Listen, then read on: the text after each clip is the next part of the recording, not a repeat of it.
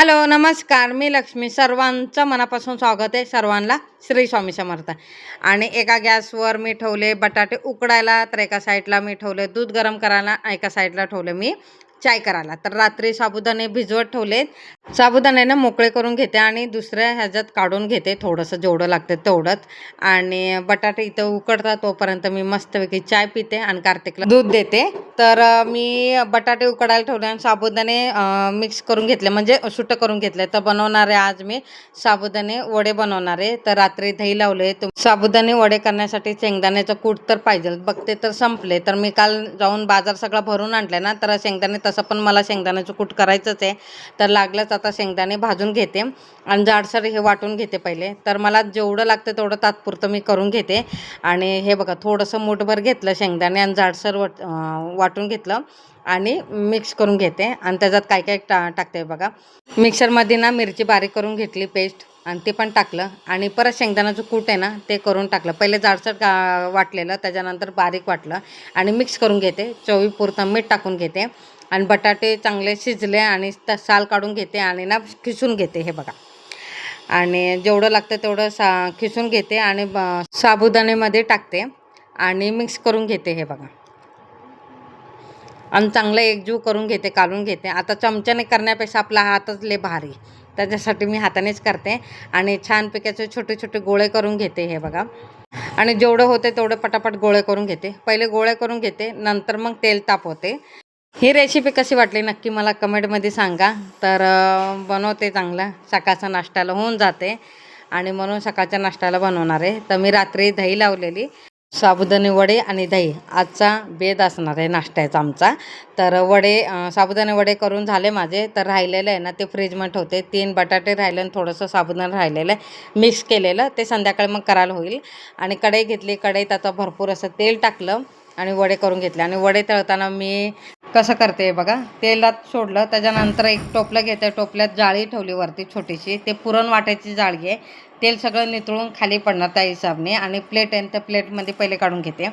आणि वडे सोडताना ना थोडंसं प्रेस करून घेते, म्हणजे व्यवस्थित सगळीकडं भाजायला पाहिजे.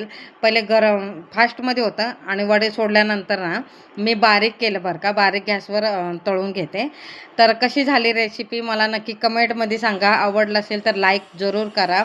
आणि वडे सोडताना मी प्रत्येक वेळेस असं प्रेस करून घेते. हे बघा, आणि पटापट तळून घेते आणि नितळायला ठेवते बघा जाळीत. मी साबुदाणे वडे ना खूप दिवसानंतर केलेत, तर ह्याला बराच वेळ जातो म्हणून पटकन मी खिचडीच बनवते. तुम्ही बघितलं असेल प्रत्येक वेळ मी खिचडीच बनवते. तर मी खूप दिवसानंतर बनवले साबुदाणे वडे. तर मग ह्याला बराच वेळ जातो, त्याच्यासाठी मी निवांत असताना आज निवांत आहे म्हटलं, चला कार्तिक पण म्हटलं की मला साबुदाणे वडे खायचेत म्हणून बनवलेत. असलं काय कुटाणा करायचं असलं ना तर वेळ लागतो. तर सकाळी सकाळ तर होत नाही, जसं डोसा असून दे किंवा साबुदाणे वडे असून दे, काय पण असं ना काय वेगळं रेसिपी बनवायचं असलं ना त्याला वेळ लागतो. आणि पटापट बनवायचं असलं तर पटकन भाजी चपाती म्हटलं तर पटकन होतं. असलं काय स्पेशल बनवायचं असेल हेच बराच वेळ जातो. आणि मस्तपैकी साबुदाणे वडे खाल्लो आणि संध्याकाळचे 6 वाजलेत. तर लागलं तर अर्धवट मीने शेंगदाणे भाजून घेतले ना. आता पटापट सगळे भाजून घेते, कारण की मला शेंगदाण्याचं कूट करायचं आहे.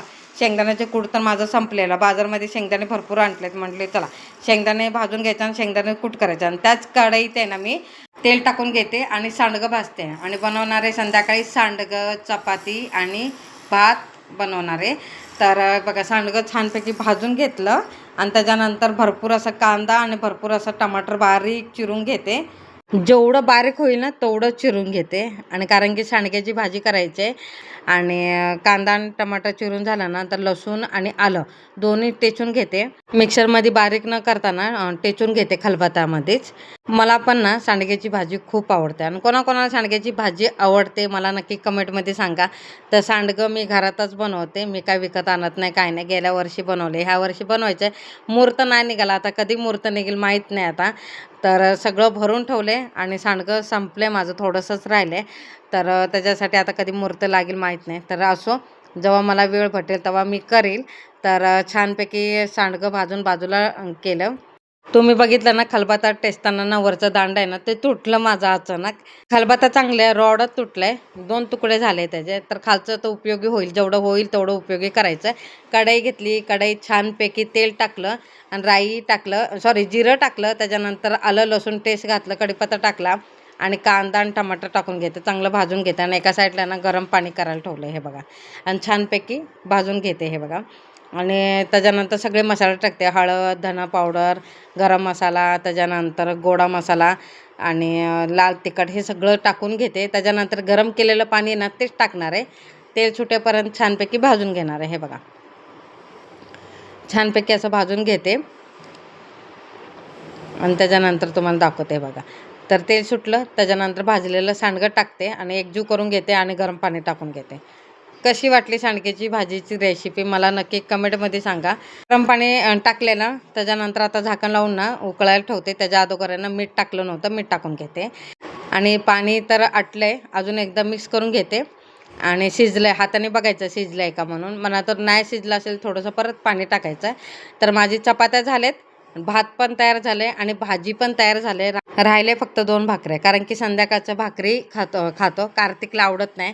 तर आज सांडग्याची भाजी आहे म्हटलं तर मला चपातीवरच छान लागते, म्हणून माझ्यासाठी 2 चपात्या केल्या. कार्तिकला आणि मला चपात्या केल्या आणि कार्तिकच्या पप्पाला ना भाकरी करून घेते हे बघा. छानपैकी मळून घेते आणि तवा आहे ना बारीक गॅसवर आहे ना पहिले गरम करायला ठेवलंय आणि छानपैकी पाणी लावून लावून चांगलं मळून घेते, कारण की भाकरी छान होतात म्हणून चांगलं. आणि माझी फुगत नाही बरं का. मूड आल्यावर त्या भाकरीचं पण मूड आहे. तुम्हाला सांगते का मी मी करायला गेलं ना चपाती भाकरीचा मूड असतो तेव्हा ती फुगते आणि मूड नसला तर ते अजिबात फुगत नाही. तर कधी कधी चपाती भाकरी फुगते, कधी कधी नाही फुगत, त्यांच्या मूडवर. जसं आपलं मूड असतं ना तसं त्याचं मूड आहे. मी लय वेळा नोटीस केलं आहे बरं का. म्हणून मी जास्त लोड नाही घेत. करायचं काम, खायचं काम करते, करायचं. आणि मेन म्हणजे मला स्वयंपाक करायला खूप आवडतं आणि करून खायला पण मला खूप आवडतं. म्हणून मी जे जे वेगवेगळे पदार्थ बनवायचं असलं ना आवडीने बनवते.